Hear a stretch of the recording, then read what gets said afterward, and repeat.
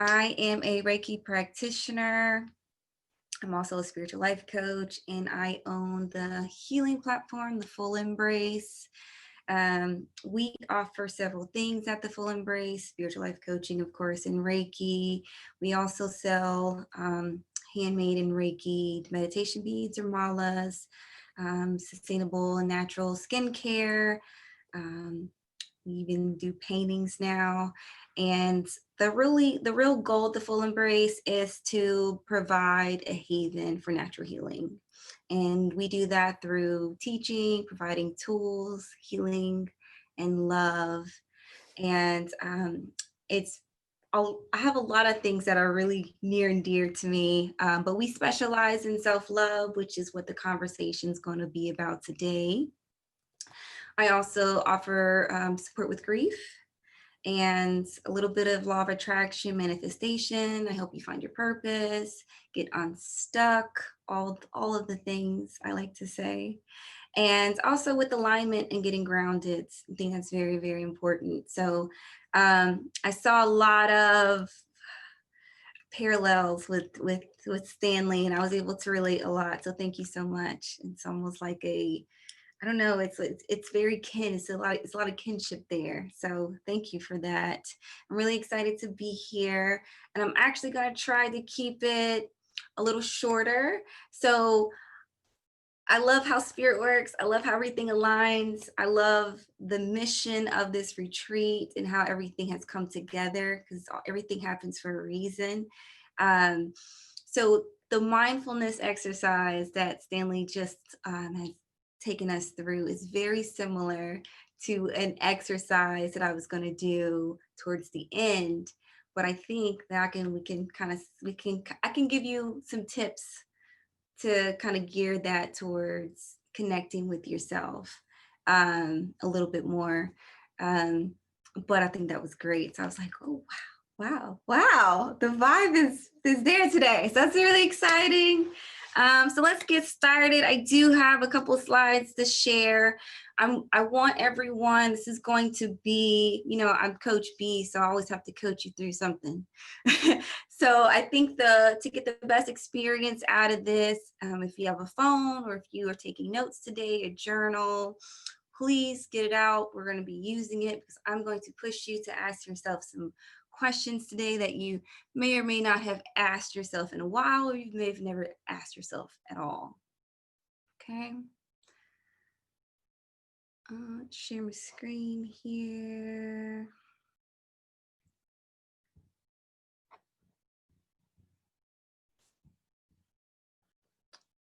All right.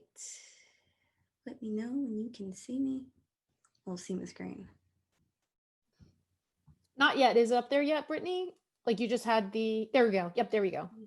Awesome. Almost coming soon. Okay. Great. Okay, so let me see if I can get this full screen. Awesome. All right, so we're gonna get into it. So the importance of loving yourself first. So I think, we hear all the time, self-love. I think self-love is the best love is a mantra that's really big this year that I'm hearing a lot of. I also hear a lot about self-care. You hear self-care Sundays, it's a thing now. And there's a lot of meanings that gets thrown around with it. So we're gonna talk a little bit about it and what it really looks like today. So things we're gonna cover: intro, we've already done. I'm going to ask you a couple of questions for yourself, and then we're gonna have a couple of exercises at the end, and then you can ask me anything you like. I'm an open book, so I'm excited about that. All right, first question. And I know Dina's answer because I've heard her speak on this a bit. Have you ever felt stuck? So I want you all to think back. It could have been recent. Some people feel stuck once a day, once a week, once a month. Maybe it's a time of the year you feel stuck. Maybe, it could be something that someone says to you and you feel stuck within yourself. I had the opportunity to listen to the session before Stanley on nutrition. Sometimes when someone says something to you and you have, you know, uh, an idea, a perception of yourself, and someone ask you or make a comment about your body or your image, and sometimes you get stuck in yourself in that. So there's different ways you can kind of get stuck. Next question. Have you ever struggled to get out of bed in the morning? Maybe you're sleepy and you don't want to get up. The covers are really, really, they feel really comfortable. Or maybe you don't want to go to work, or maybe it's just getting up, or maybe you just don't feel well. Maybe it could be a physical ailment. It could be your brain. You're just overwhelmed, or you're tired, right? Some of you, this may have felt like you this morning, and that's okay. It's Saturday. But I want you to think about this. As I ask you these questions, I want you to think, because sometimes when things come up, I don't think we're as mindful, as Stanley would say. I don't think we're as mindful as how often these things are happening for us.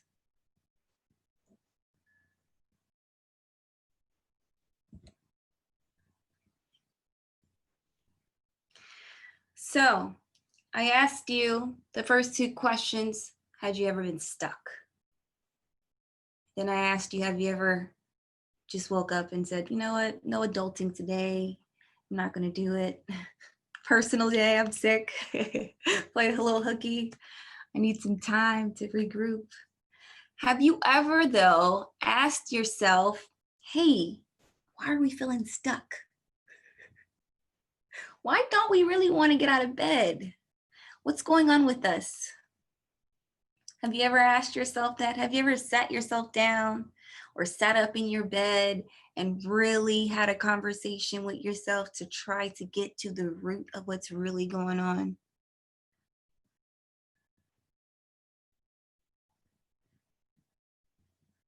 I will be honest with you.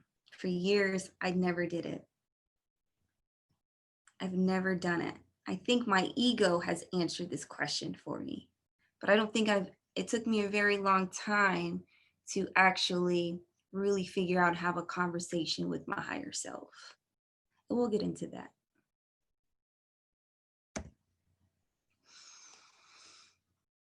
When I'm coaching clients and we have conversations about self-love, and just in normal conversations, we don't have to talk about self-love. Typically, the conversation will go like this. They'll come in and they'll want to talk about their relationships. So they'll tell me about their relationships with their parents, and they'll tell me how their mom's doing, and then sometimes they'll have an even longer conversation about their relationship with their significant others or their children. And then I'll throw in and I'll ask, oh, how's your relationship with yourself? And I typically get, oh, well, how do you mean? What do you mean? Can you give me an example? And I love asking people this question. And the reason why, because we don't ask ourselves that. And we should ask ourselves this question every day. How are we really doing? How is this self-love thing going? I think it's funny because we spend the most time with ourselves. We spend the most time with ourselves. We wake up in the morning, we eat, we shower, we go to the bathroom, we are stuck in traffic, or we're in the house, we take care of kids, we're cooking, we're cleaning, we're doing everything with self. And these are just the normal day-to-day things that we're doing with ourselves. Well, I think another thing that we miss is that big life experiences are happening with ourselves. So when you feel grief, you're feeling it with yourself. when someone hurts your feelings, when your coworker is getting on your nerves at work, yourself is experiencing it as well. And we don't sit and figure that out with ourselves at all. So why don't we know how we're doing? Why don't we know? I'll tell you what I think we don't know. I can't remember a time in school or the parents, and I can't remember my friends ever, when you get a new toy, you talk about a new toy, or when you learn something, you share it with your friends as kids. I don't remember the lesson on, hey, Brittany, or hey, hey, Blake, or hey, Susan, you have this thing and it's called yourself. And just like your blanket that you want to carry everywhere, just like that teddy bear you want to carry everywhere, or the GI Joe, or the Barbie, or your tablet. I think kids now, it's a tablet that they carry everywhere. No one ever said you have to take it, it goes everywhere with you, and you have to take care of it, and you have to talk to it, and you have to brush its hair, and you have to care for it, and you have to make sure that you talk to it when its feelings get hurt. No one ever tells you that.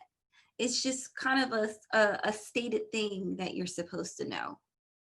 And I think that our idea of what our relationship with ourselves is supposed to be is shaped by like programming, societal norms, and we end up getting programmed to be people pleasers. The majority of us are people pleasers, and it's kind of on purpose. So that's why it's so easy to say, hey, this is how me and my mom we're doing. This is how my cat's doing. And I can tell you about my Facebook friends and my IG friends, and I've never met them. But I can't really tell you about myself because I put myself last all the time.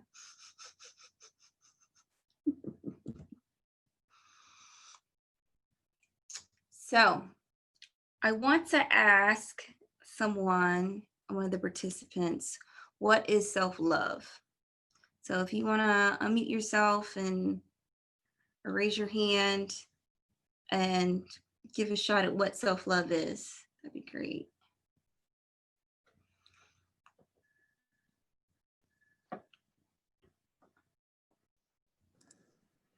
Is it taking time for yourself? Taking time for yourself. It is. That is definitely a part of self-love. Absolutely. Thank you. So I'm gonna give you, I like to give official definitions, but it's basically, they say it's one's regard for one's own happiness and love of self. It basically means taking care of your own needs and not sacrificing your own well-being for others for the sake of others. That's what self-love is.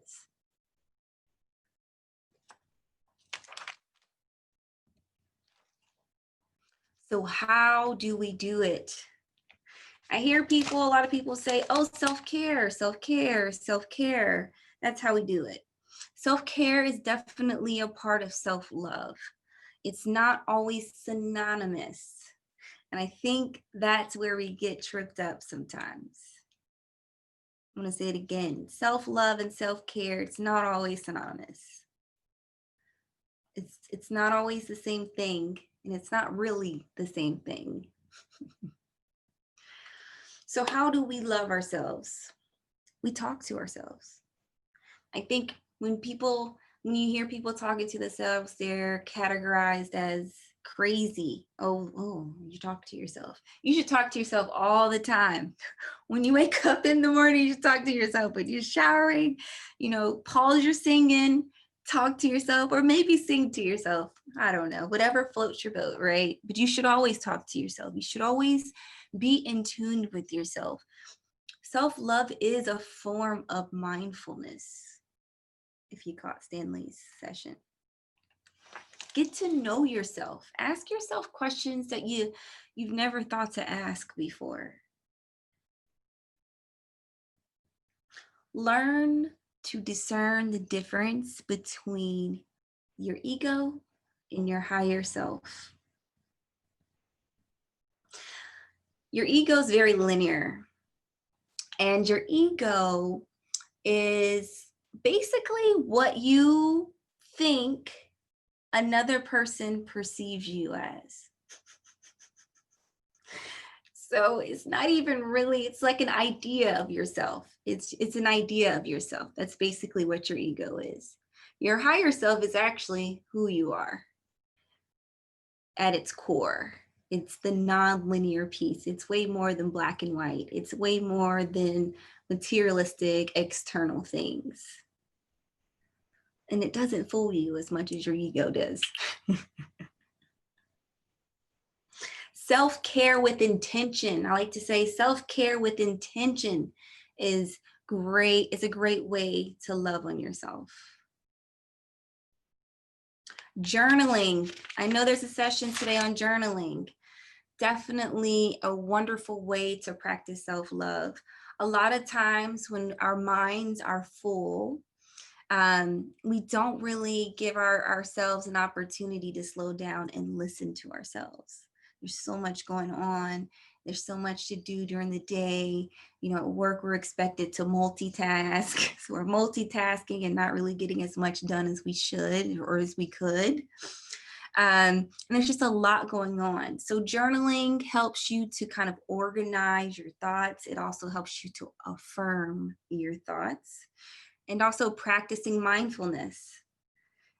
So journaling and mindfulness can go hand in hand. One of my personal favorites is next, learning and practicing the word no. No, no, no, no, no, no, no, no, no. It's so important. It's so important. No. Nope. No, thank you. No. That's when you're in the shower, instead of singing in the morning, tomorrow morning, you should just start practicing no. No. When you don't feel like doing it, just say no. When you feel overwhelmed and you feel like it's too much on your plate, say no. Or if you just don't feel like doing it, no. No thanks. Another one of my favorites, minding your attachments. Minding your attachments. We'll talk a little bit about that later on, but that's one of my favorites. And it's one of my favorite things to tell all of my clients. Next, establishing healthy boundaries. Oh, I love boundaries. I love them. I love them. Establishing healthy boundaries. Next, honoring your boundaries. It's kind of like writing a to-do list, but then executing the to-do list. You can have a whole bunch of lists of things, but if you're not executing it, then you just have a whole list of things, right? Boundaries work in a very similar way. So you want to establish clear, defined boundaries, and you want to make sure you're honoring your own boundaries. When you honor your own boundaries, it teaches and helps people to learn what your boundaries are, and then hopefully they honor your boundaries. Next, you want to spend quality time with yourself. That's very important. Very important. Next, and I think that Stanley kind of hit on this earlier, but I just hit on it, but setting goals, like to-do lists, setting goals and actually executing those goals. And then learning more about yourself and your makeup of who you are, your mind, learning more about it, learning more about the body, learning more about the mind, learning more about the spirit, learning more about your field, what gets you going, anything that you're interested in, taking time and investing in yourself. That could be a course, that could be YouTube University, that could be going back to school if you'd like that, taking up a new hobby, learning a new trade. Those are all forms of loving yourself, expanding your mind. And then finally, taking personality tests. It's a great way to learn yourself, and it's a great way to figure out how to, I would say, go about in the world. Like understanding what your love languages are, understanding what your four competencies, the ideograms, your strength, like the strength finders test. Those are really good things to know and to help you kind of understand a little bit more of yourself.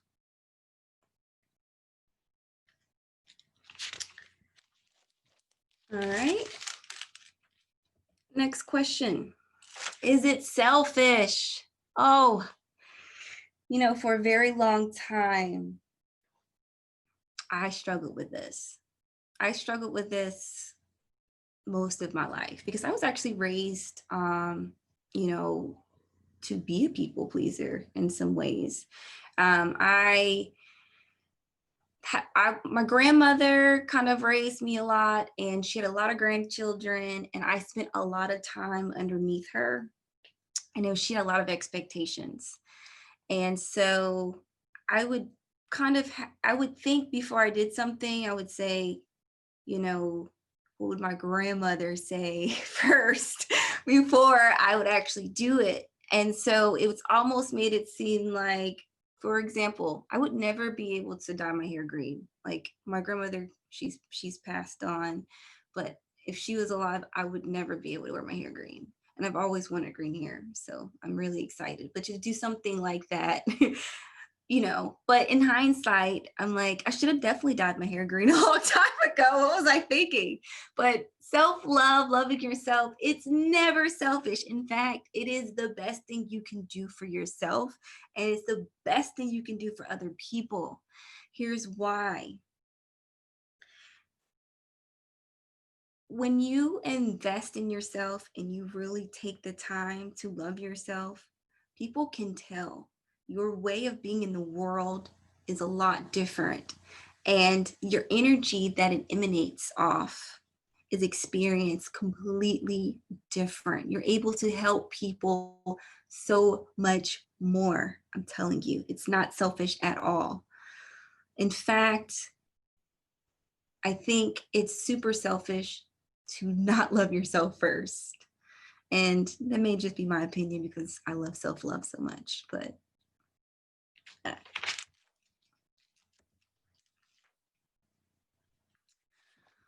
next question to ask yourself is this: do you actively practice self-love?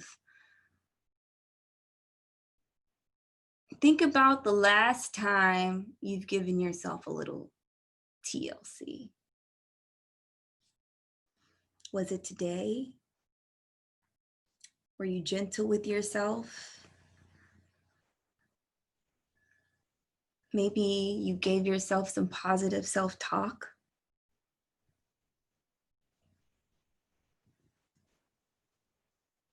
Maybe not. Maybe you can't remember.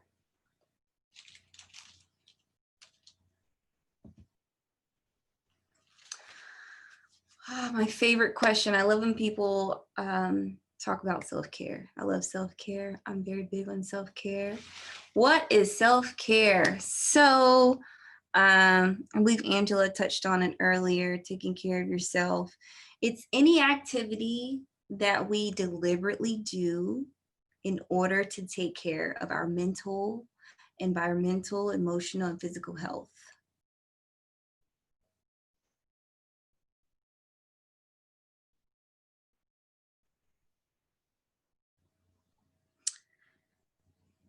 I want to add a caveat in it. Earlier, when we talked about how to show yourself love, I said self-care with intention. So I say that to say, sometimes when we think of self-care, we think, oh, I'm going to get my hair done, I'm going to get my nails done, mani-pedi. And those are all great things to do for self-care. They're really great. but the intentionality is really important. The intention behind doing those things are really important. You know, I used to go and keep myself done up, but I was doing it for other people's validation. I was, you know, I would get my nails done every 2 weeks, and I would pick a color, and I would go and I would ask my boyfriend, do you like my nails? Or did you notice my nails? And he'd be like, no, I'm not gonna notice. And what color are my nails? And he'd be like, they're blue. I would never wear blue nails. I'm a green girl myself. But, you know, they'd be brown or they'd be white or something, you know what I mean? And then I would ask him again in another 2 weeks. So I was basically doing stuff for other people's approval, other people's love. And sure, I look great. I look well kept, but I wasn't really taking care of myself. It wasn't really care for me. So I would always really like to add that caveat when it comes to self-care.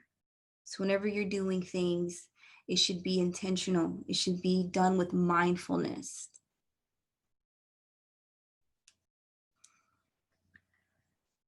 So how do you do self-care?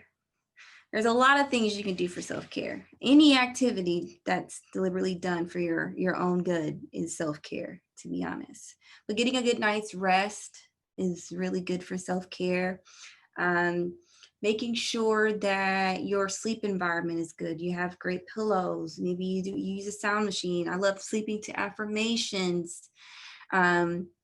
Maybe making sure your temperature is set right. Maybe you have comfy sheets, or you have comfy PJs, or however you sleep. That's important. Setting the mood before you go to sleep so that you can sleep well. That's self-care. Healthy, I would say a healthy relationship with food, a healthy diet, whatever that looks like and feels like for you. Walks, taking walks, mindful walks. It's a form of meditation. It's also a great form of self-care. Using your sick leave. Hello people. If you have it, use it. Use it, use it, use it. Use it or lose it. Sometimes you don't have to have a code to use your sick leave. Some days, when I asked that question earlier, some days you just don't feel like getting out of bed. Some days you just need a day to have these conversations with yourself, to reground yourself, to get back to yourself. Take them. Exercise, getting moved around. And exercise can look so many different ways. You can go for a jog, you can work out, you can dance. I love dancing. I love to get up in the morning and dance. I dance. I'm a scrum master in the daytime. I start my stand-ups off with the song, and I'm on the camera and I'm dancing and just moving around, and it gets my energy going, but it also gets other people's energy going. So you should always, I personally think you should dance at least once a day. Personally, it's just my personal fave. Try it. Also, like, you know, we talked about getting your nails done, manis, pedis. I love a good face mask, a lip scrub, a hair mask. If you're a guy, getting your hair cut, getting your beard shaped up, things like that. A new body butter, a new scrub, or treating yourself like that. New clothes, if that's what self-care looks like for you. Saying no is also self-care. Trips, like a little quick getaway just to kind of regather yourself is always good. I have a friend, Abby. She does the little mini cabins. She'll go and rent a little mini house for a weekend in the mountains, and just to kind of regroup. There's no reception up there, and she's like in heaven. I think that's a perfect and very beautiful thing to do if you're able to do it. Awesome. All right, so why should you put yourself first? I want to go over a couple of benefits. So you'll have more energy. You'll just have more energy. And I mean that in all of the ways. You'll feel energized. Your spirit will feel energized. You'll be in a better mood. You'll have a better life experience because your relationships will be a lot healthier. How you see the world will be a lot better. And also energy vibrates. Energy vibrates. And it attracts like. So if you are taking care of yourself, you're going to get it back.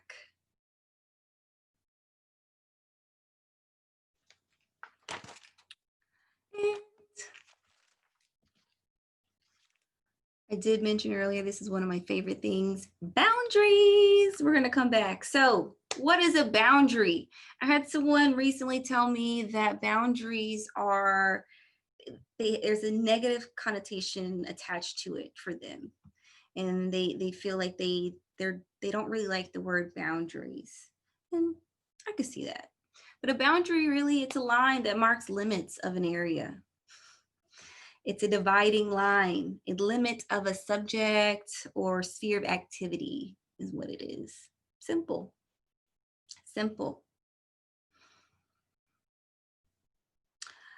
They allow us space to take care of ourselves physically, mentally, and emotionally, which is why I love boundaries. They're so important. They're so important. They also positively kind of affirm yourself.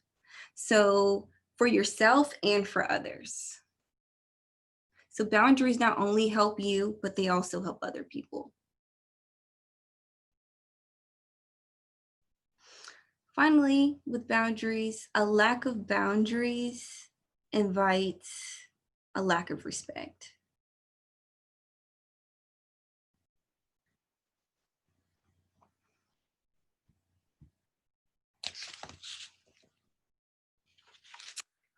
I love, this is one of my favorite quotes. The root of suffering is attachment. Oh, attachments, minding your attachment is so important when it comes to self-love. So desire, expectations are both forms of attachments. So whenever we attach in relationships, we attach to a particular result that we're expecting. If it doesn't pan out the way we want it to pan out, then we feel disappointed. You know, we have expectations about our partners, our dream person, what this dream girl is going to look like, what this dreams guy is going to be like. And then we meet someone and we put all of our desires and expectations and we attach to them. And we miss out on the experience of that person because we kind of get blinded by our attachments and our desires. And it can become very unhealthy for not only ourselves, but for the relationships with the other person as well. So I think that it's important to practice self-love as often as you can so that you can be better and more mindful of your attachments with other things and people. Because also you can have an unhealthy attachment with materialistic things like clothes, with owning things or expensive cars or addictions. Those are forms of attachments as well. And sometimes when you feel yourself getting attached, a little bit attached, or having too many desires for something or expectations for something, that could be a really good sign to tune in and have more conversations with yourself.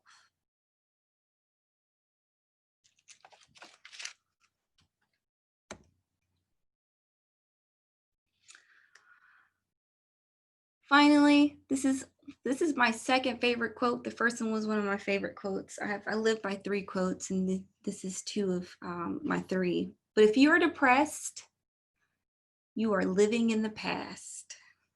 If you are anxious, you are living, you're living in the future. And if you're at peace, you're living in the present. And it's a Buddhist quote. And I love this so much because it's a great way to kind of reground yourself and recenter yourself. Whenever I'm feeling anxious and I'm like, oh, I have this to do, I have this to do tomorrow, I have this to do later, I have this to do next week, I myself we'll say, hey, okay, we're anxious. We're anxious. This is a sign. We're anxious. We're not living in the present. And there's nothing we can do about the future, but we can definitely prepare. So let's focus on preparing right now in the present. Or if I'm feeling depressed or a little bit down, or I'm attached to something that's happened in the past, it's also a really good indicator. Like, why am I so depressed? Okay, well, it's already gone. The milk is already spilled, right? So let's get back to now. What can we do now? How could we change now? How can we create a better past now?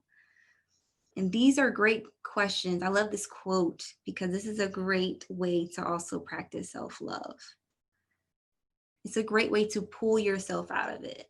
Hey, why are we depressed? Hey, why are we feeling anxious?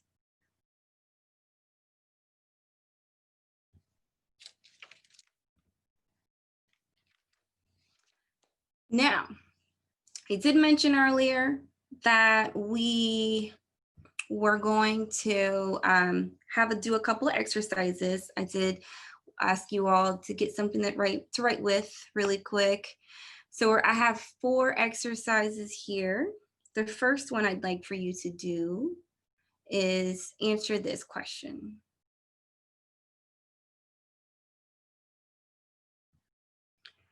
All right, what would life look like if you put yourself first?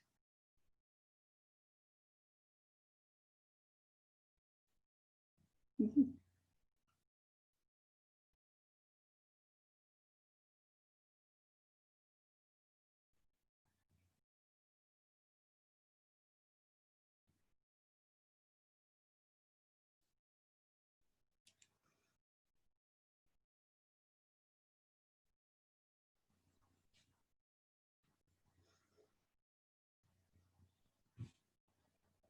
Would you feel like it's selfish? It's not, I promise. I promise it's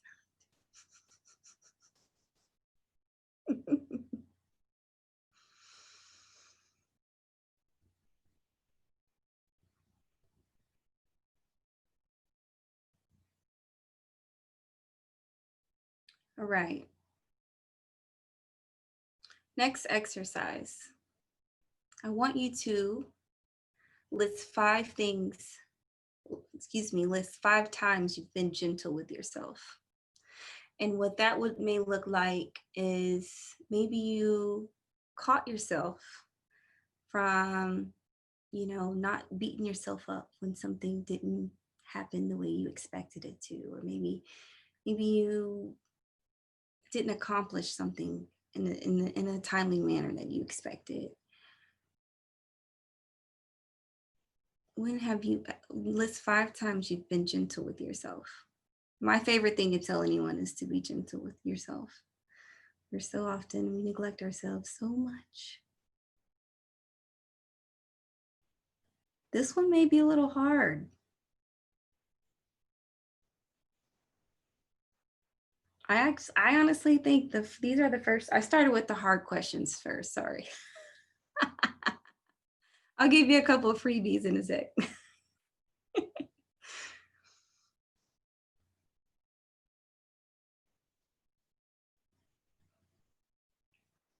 All right. List 5 times you've been tough on yourself. The list is gonna go down. The list is gonna blow up. Yeah, 5 minutes ago,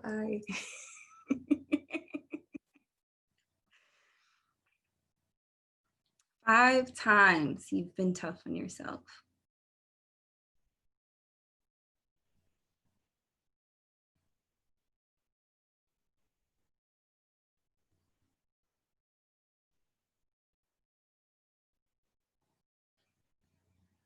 I'm pretty sure that one went pretty quick. All right, list 5 times you've taken yourself for granted. Ooh. It's time to get real with yourself here. What does that look like, you may ask, or maybe you know.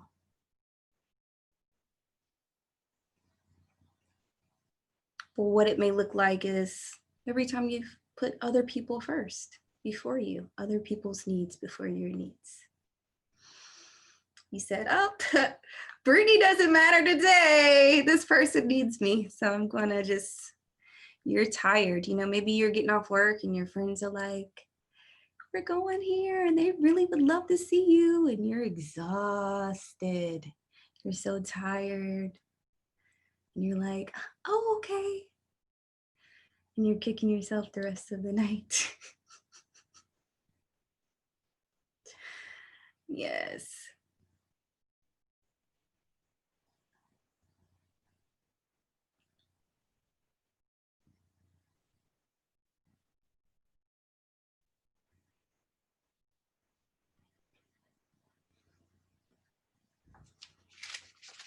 All right.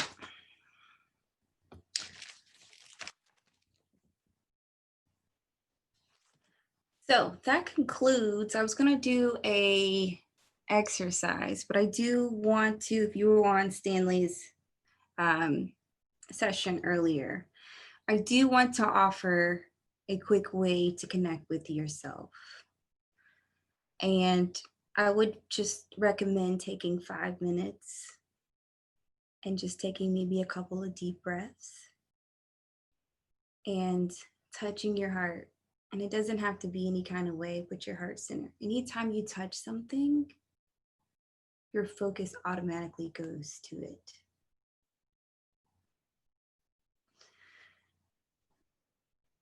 So let's take a couple breaths in and out.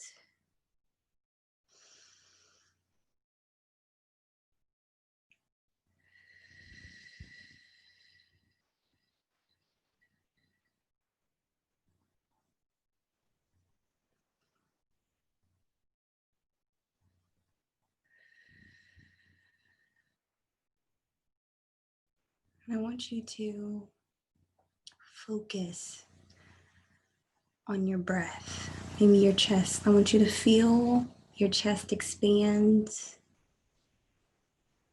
as you breathe in and out, as it rises and falls.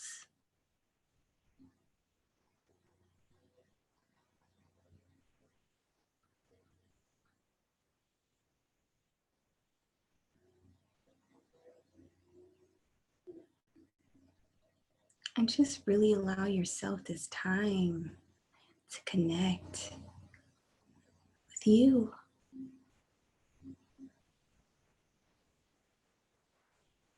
You are so beautiful. You're perfect. You're perfectly you.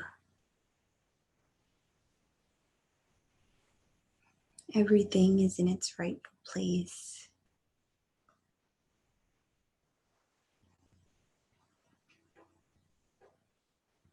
You are exactly where you're supposed to be.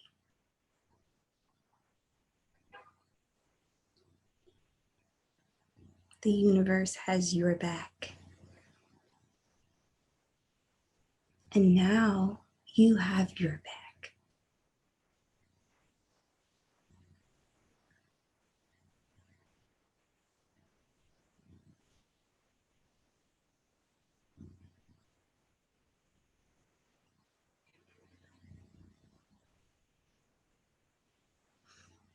Awesome. Thank you. I like to, every now and then, I like to give challenges. It's not homework. I try not to give homework. My embracers are like, yeah, right. She gave us homework last night. But I would like to challenge everyone here that's on today to write yourself a letter. When you get home, write yourself a letter. Or if you journal, I would like for you to write yourself a letter. And maybe your letter looks like, I'm so sorry that I've neglected you all this time. I'm so sorry that I've just been taking you for granted. I just never thought to think of you first. I'm so sorry that we could have been talking this whole time and we haven't. Or maybe your letter looks like, I'm gonna really start being mindful of you going forward.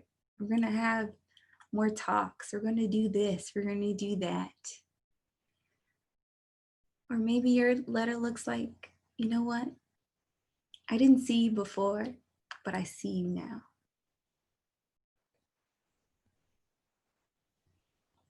And, you know, if you want extra credit, I would challenge you to do it often. Write yourself often.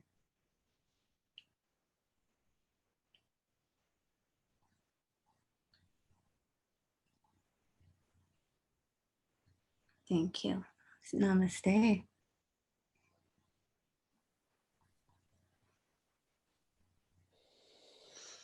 I'm happy to answer any questions. I don't know what we look like on time. I've been checking the chat. I'm sorry. Thank you so much. No, it's okay. I'm keeping an eye on it. And I put together for every session a little takeaways recap for anybody who might not be, watching the slides and so on. Brittany, this was wonderful. You know, when we got together of all the presenters here, there were a lot of overlaps, but everybody delivers a message in their own way.